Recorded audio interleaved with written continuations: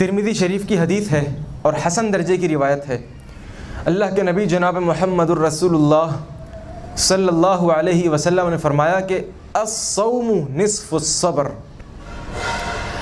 اگر صبر کو دو حصوں میں تقسیم کر دیا جائے، صبر کو دو حصوں میں تقسیم کر دیا جائے تو ایک پورا حصہ روزے کا ہے، صبر کا ایک پورا حصہ روزے کا ہے۔ اللہ کیا مطلب؟ بات سمجھ میں نہیں آ رہی ہے۔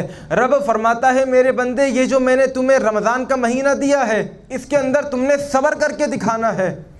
اللہ کس چیز سے صبر کر کے دکھانا ہے؟ رب فرماتا ہے ہر چیز سے صبر کرنا ہے۔ کیوں؟ اللہ فرماتا ہے یہ صبر کا پورا ایک حصہ ہم نے روزے میں رکھا ہوا ہے۔ اللہ کیا مطلب؟ صبر کس طریقے سے کرنا ہوگا؟